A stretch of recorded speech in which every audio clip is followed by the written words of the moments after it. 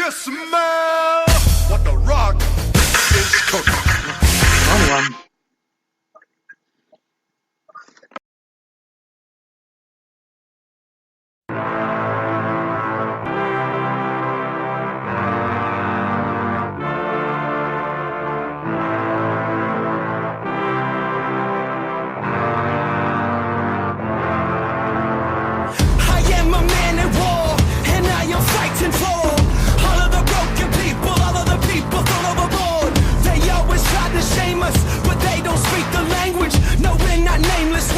Faceless, we were born for greatness. Somebody sound the alarm. A fire was set in the dark.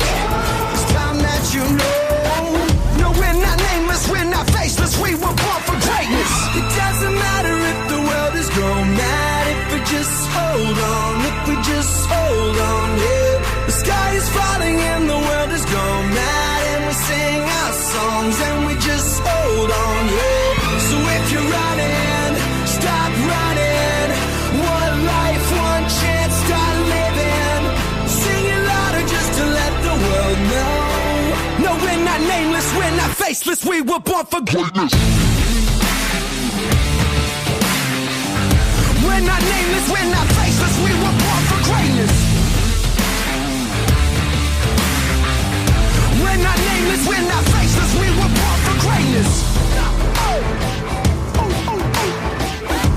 They say that I'm reckless because I'm relentless. They spit on my face and crush on my name and taking my life in vengeance. Yeah, you could try and blame us and try and take what's sacred, but we're not nameless, we're not faceless. We were born for greatness.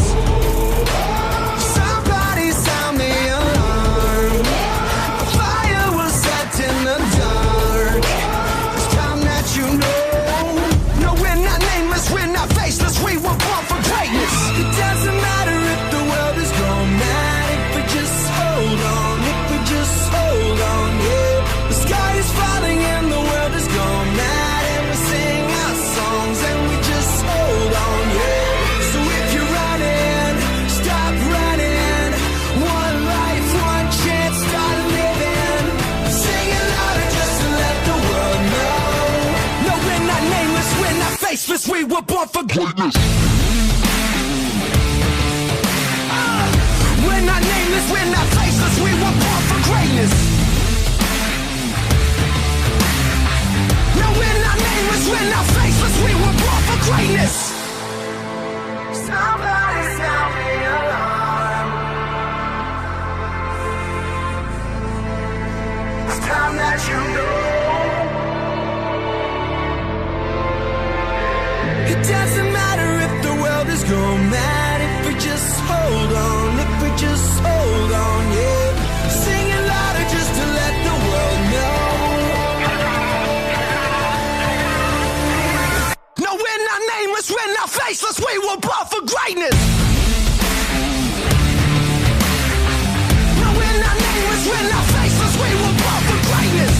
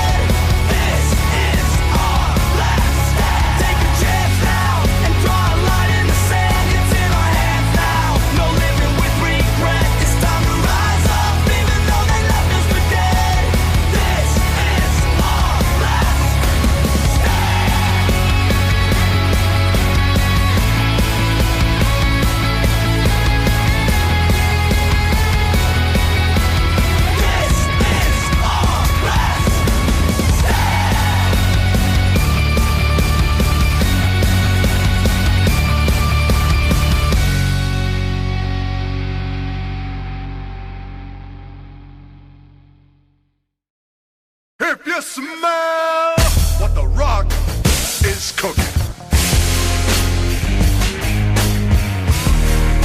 The rock says, the rock says, the rock says,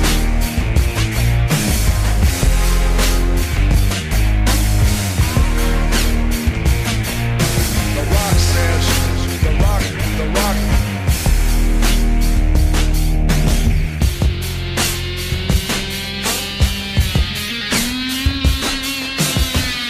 I hear voices in my head, they counsel me, they understand, they talk to me.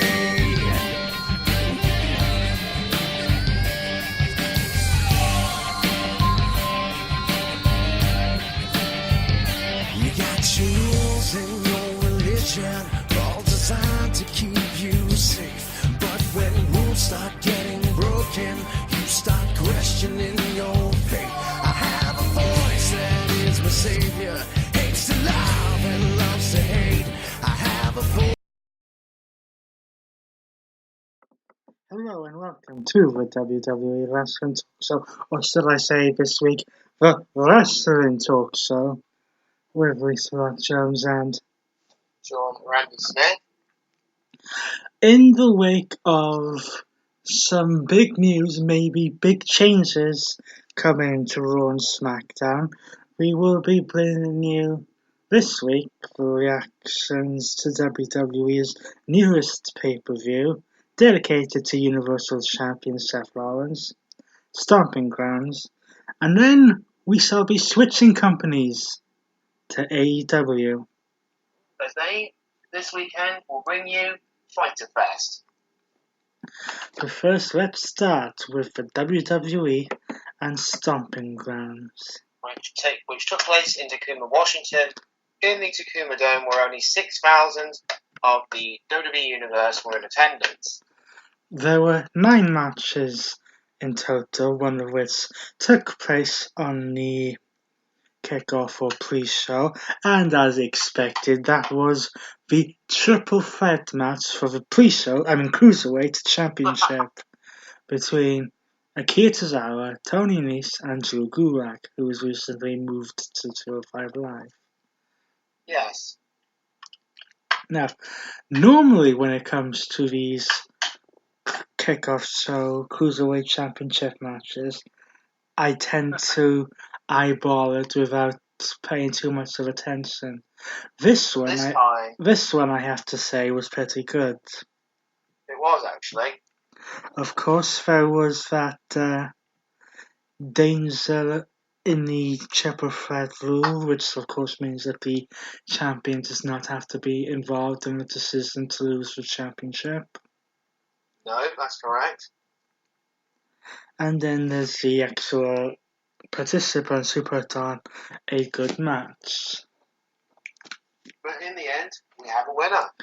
Yes, just when it looked like Tony Nese was going to pick up the victory, he was thrown out of the ring for Drew Gulak to hit a neckbreaker on Akira Tozawa to become the new Cruiserweight pre-show champion. So, congratulations to Drew Gulak. Next, a match which has turned personal to kick off the main show. Yes, and it was for the Raw Women's Championship as the man, Becky Lynch, defended her Raw Women's title against the Southern Belle, Lacey Evans.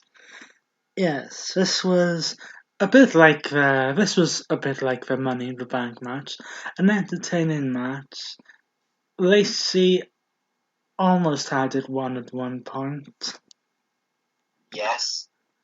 But got caught, I believe, or was she attempting a middle top rope dive and was caught in the disarmer.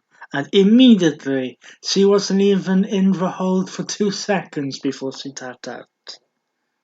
So yeah, that was a pretty quick win. Well, not kind of quick win, but it was an easy tap-out win for the man. Yes, having Becky Lynch retain the Raw Women's Championship. However, this would not be the last we saw of both women tonight, but we'll get into that in a while. Yeah, Next- that's it later on. Next, we move on to a tag team match. Between the Sami and Kevin Owens show in Kevin Owens and Sami Zayn, taking on two members of the New Day in Big E and Xavier Woods. Now, the way this match started, I was worried that a certain member of the New Day was injured, because this started out with Big E being taken out. Then we had a few stun kicks hit on Xavier Woods, followed by a senton bomb for a near fall. Then we had a Blue Thunder bomb on Xavier Woods that would also get a near fall. After a bit of 2-on-1 tag team action where they teamed up on Xavier Woods, Big E finally got back in the match, and it became a bit more of a contest. However, towards the end is what really got it, because after some back and forth action, it was Kevin Owens who delivered a Stone Cold Stunner, or is it a Kevin Owens Stunner to Xavier Woods to keep him down for a 3 count. So, the Sami and Kevin Owens show was victorious in this tag team match. But yet again, this would not be the last time we would see the New Day. No. So we go back to some championship action. Yes, and this match was for the United States Championship, as Ricochet took on Samoa Joe for the United States title. And what a match it was. It was a fantastic match between two amazing athletes. We had the Kaklina cuts attempted to be locked on several times. Might have been one. I'm pretty sure he hit the Uranagi, or at least attempted to. Tried. There was several times where Ricochet would go for the 630 senton, and would know that Joe moved out of the way, but would not land on his feet rather than taking the impact of the mat. However, going to the end of the match, there was a little bit of, I want to say, a blast from the past. Because Ricochet, after managing to stun Samoa Joe, even though he'd been clotheslined the hell out of, no, not by JBL. No. He managed to hit Samoa Joe with a code breaker. You're welcome, Jericho. You're welcome, Jericho. We'll talk about him later on in our next show. And a 630 senton onto Samoa Joe to get the pinfall, which means that the winner and new United States champion is Ricochet. His first main roster title since the NXT North American Championship. Also known as WWE's Kenny Omega, if you ask Seth Rollins. Yeah, we'll not talk about that. But as Ricochet went back into the gorilla position, he was congratulated by Universal Champion Seth Rollins, Carmella, who should be what's in the back of the 24/7 champion, Truth, Charlotte, Heavy Machinery, and we'll get to them in a second, and the Chief Operating Officer of the WWE and Head of NXT, Triple H. Making a rare appearance to congratulate Ricochet. Now, after this, and partly why they were in the gorilla position, it was Heavy Machinery's turn to go for gold. As they tried to go for the SmackDown tag team titles Don't you- against the Planet champions Daniel Bryan. I was about and to say, don't you mean the Planet tag champs? Yes. But they would go up against this, and this was a fairly entertaining match. Yes. It looked at one point that Heavy Machinery were going to get the better of them because they did the points during the match. However, it was a distraction that cost them because at one point Tucker was getting back into the ring after dealing with an outside interference and was caught in a roll-up by Daniel Bryan, allowing the Planet champions to retain the SmackDown Tag Team Championships. However, it does not appear that this incident between them is done. No. Next, we had next we had the SmackDown Women's Championship when Raw superstar Alexa Bliss with her new BFF, and I say that very loosely, Nikki Cross, would take on SmackDown Women's Champion Bayley. Now, this match, you're thinking, hang on, Bayley's on SmackDown and Alexa Bliss is on Raw. What's going on? Wildcard rule. Yes, that's why.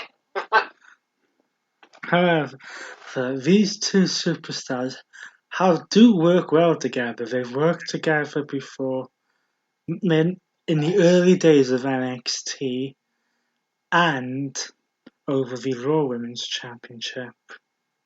Oh, yes.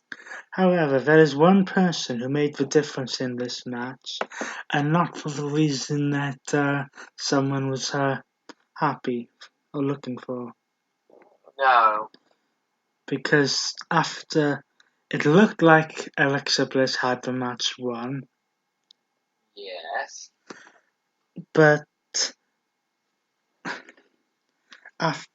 because of an incident earlier on in the match, during that, Bayley did a suicide dive to the outside, was aiming for Alexa Bliss, but ended up hitting Nikki Cross. Yes. Later on, as the match came to an end, Alexa Bliss went to the top rope in an attempt to hit Twisted Bliss, only for Nikki Cross to come storming into the ring, attempting to get to Bayley. Or at least that's the way it appeared. Yeah. And the referee was distracted. During this little distraction,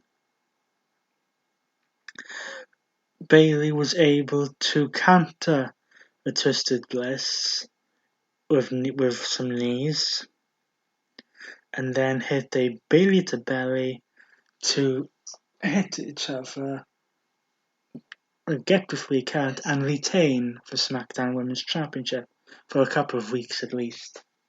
So we'll get into that later on. Of course. Next, it's a WrestleMania rematch. As The Scottish Psychopath, Drew McMahon, Drew McMahon, also known as Drew McIntyre, would take on Roman Reigns. the big dog with stomping ground problems. Yes, so this was essentially a 2-on-1 handicap match, which, by the way, is exactly what we got for next night on Raw. Yeah, but we'll get onto that shortly. So, throughout the match, Shane attempted to distract Roman Reigns and the referee. We had a Superman punch performed on Drew McIntyre towards the end, only for Shane to pull the referee out of the ring. As you would expect. Whilst this was happening, Shane hit a coast-to-coast onto Roman Reigns. Yes. But by the time that McIntyre was able to get a cover, Reigns kicked out at 2. But then Drew McIntyre went for the Claymore, was hit with another Superman punch, which caused Shane to come into the ring. He was sent flying over the top rope. Yes, to the floor. Roman Reigns hit the spear and got the 3 count to retain. Now, a little later in a backstage interview, Shane would say that he would face Roman Reigns in a 2-on-1 handicap match, with him and Drew facing Reigns the next night on Raw. That turned into a mugging until Roman Reigns was saved by the most unlikely of superstars.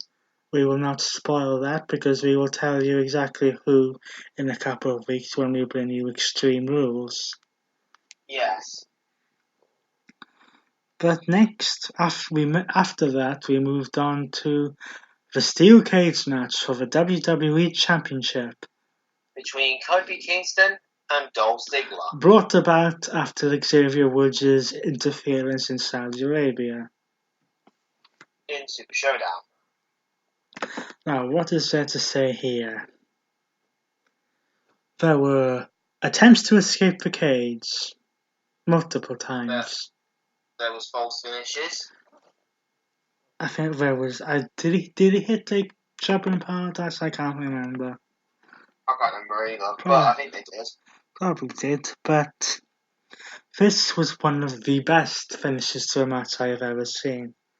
Because Dolph Ziggler was literally crawling towards the door because the door was open to escape. Dolph Ziggler's all for it. And just as Ziggler was about to fall out of the cage, Kofi Kingston jumped over him in between the middle and top ropes and hit the floor to escape and retain the WWE Championship. Now, unlike what happened when The Miz took on Shane McMahon in the Steel Cage match, I do not have a problem with Kingston escaping this way. Nope, neither do I. And I have to admit, it was one of the best finishes I've ever seen to a steel cage match. Next, we move on to the Universal Championship match, or should we say the screw match, or attempted screw match. Let us explain. As Seth Rollins defended his Universal Championship against TGI Friday's Baron Corbin. Of course, considering what happened at Stomping Ground, Super Showdown. Baron Corbin was given the opportunity to name a special guest referee. Seth Rollins had pretty much hit everyone with a steel chair that was even thinking about being a referee in this match. So Seth Rollins comes down, armed with a steel chair, and chases Corbin out of the ring. Baron Corbin comes down. But then we get the special guest referee named as Lacey Evans. And Seth Rollins can't go attacking her with a steel chair. As if things couldn't get even more personal, Baron Corbin goes and chooses the person that Seth Rollins' real-life partner is in a feud with. Yep. So this match goes on. Lacey Evans is deliberately counting slow with Rollins. And tries to count quick with Baron Corbin. All the time, Corey Graves is saying she's doing nothing wrong. BS. But then, Lacey Evans decides to turn this into a no count-out match when Corbin was literally laid out on the outside. Then later on, after a couple of more minutes, she turns it into a no disqualification match, which then leads to Lacey Evans, slapping Corbin several times, Yes. and then low blowing him, which would put Corbin hitting the end of days. However, before Lacey Evans is able to make a count, Becky Lynch comes racing down to the ring and takes out Lacey Evans. They brawl on the outside. Real referees come in and separate them. And due to the fact that Lacey Evans is no longer able to officiate this match, a certain referee by the name of John Cone, who Baron Corbin blames for Super Showdown, enters the ring. Corbin's not exactly best pleased about this, so when he goes for another end of days, it's countered into the kick to the head, then the stomp, and the 1-2-3. So, and that makes Seth Rollins your still Universal Champion. And this whole thing did get a little bit better again the next night on Raw. We will not reveal how yet. Not yet, but we'll reveal that to you in a couple of weeks.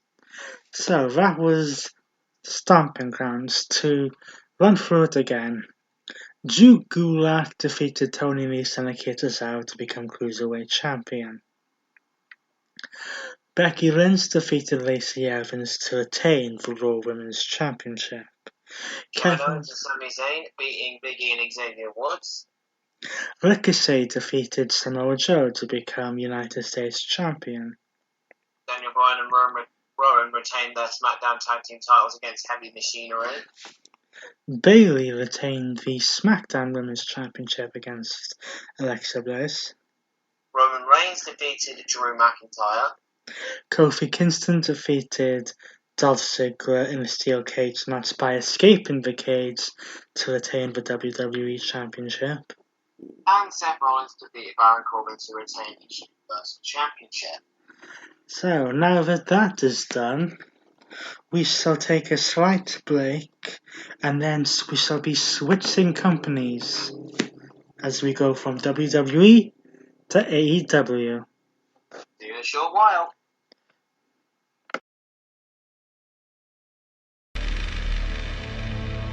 Never look back, no, never say die. Always attack with the warrior cry. Never look back, no, never retreat. Never look back, never say defeat.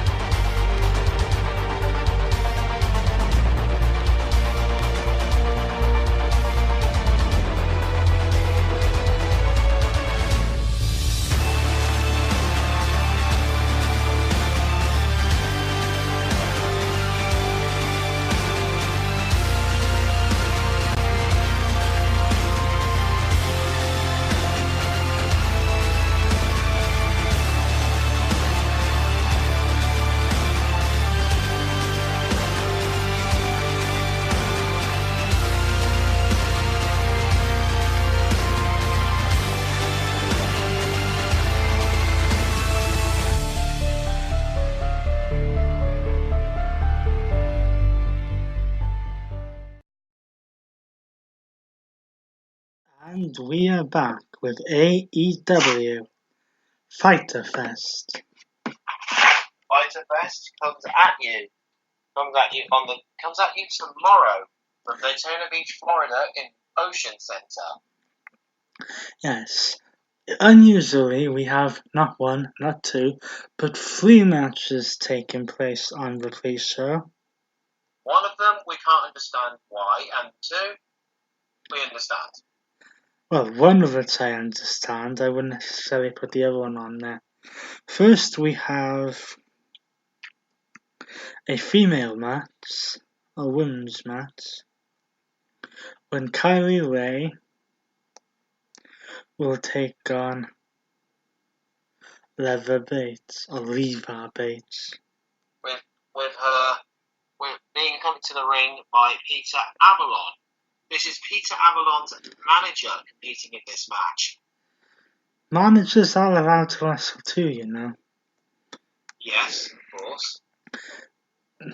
The next pre-show match is one with some very high stakes. Oh, yes. It's a triple threat tag team match. Winners advance to All Out for an opportunity at a first round bye in the AEW World Tag Team Championship Tournament. The teams involved are Best Friends, the team of Chuck Taylor and Trent Beretta, taking on the team of SoCal Uncensored in Scorpio Sky and Frank Kazarian, taking on the team of Private Party, Isaiah Kennedy, and Mark Queen. Yes, as suspected, AEW will be forming tag team championships and having a tournament to create them. The winner of this match will advance to All Out, where they will face a winner of another match in order to get a bye for the first round, which in tournaments can be the difference maker. Yes, of course. And the other pre-show match is Michael Nakazawa against Alex Jabali in a hardcore match. Yes, a hardcore match on the pre-show. That makes a lot of sense. Clearly, it does. I will say to AEW though, this is not Extreme Rules. This is hardcore. Good old hardcore. So, matches on the main card, Ooh, good ones.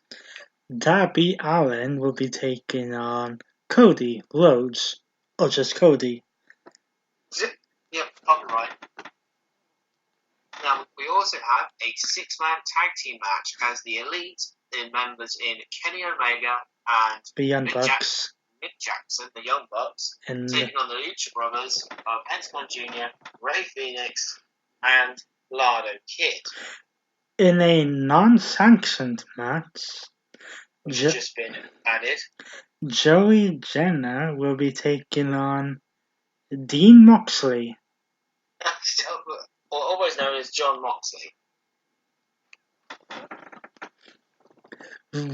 One half of the superstars who will be going at each other to become the first AEW World Champion, Adam Page, will be competing in a fatal 4-way match against Jimmy Havoc, Jungle Boy, and MGF.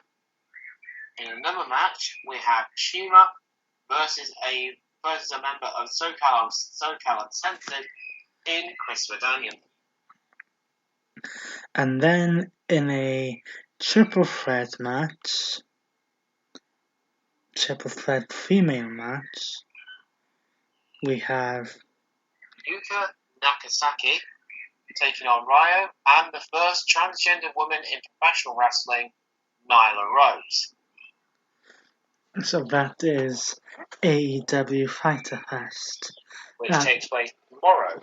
Now, we know AEW's next big show will be All Out at the end of August, but This is their opportunity to show that they can hang with the big boys, otherwise known as WWE, and that they're not going to be a one-hit wonder.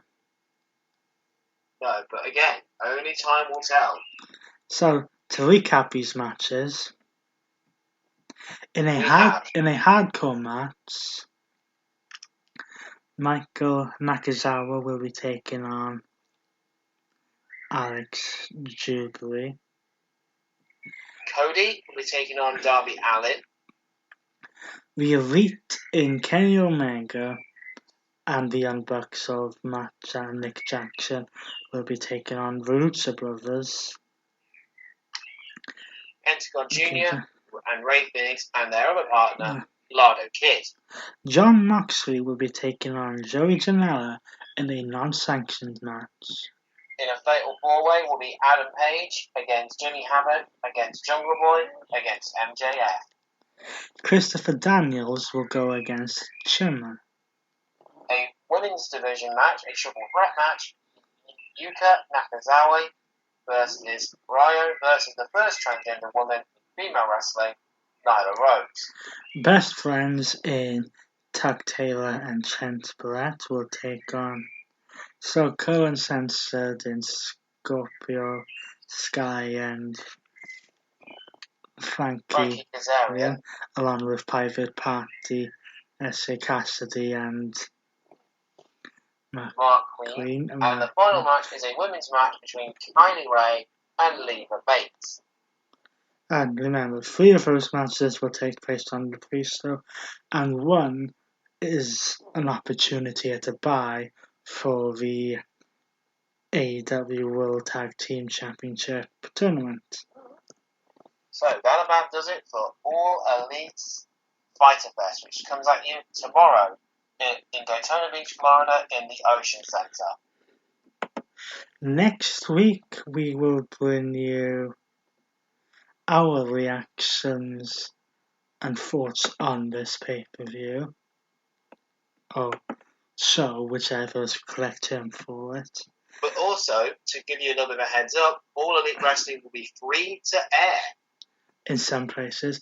Then, the week after we bring you our reaction to this, we shall be at you again for AEW Fight for the Fallen, and then WWE Extreme Rules. So it's going to be another busy next couple of weeks for us. So until then, he's been Reese Rock Jones, or Reese Jones, if you will, talking for AEW. Yep, again, copyright. And I've been Sean Ransom, always known as Sean Smith. So, join us next week for more thoughts and reactions. Until then, see you later. Boom. And there we go, right. Alright, we'll see you.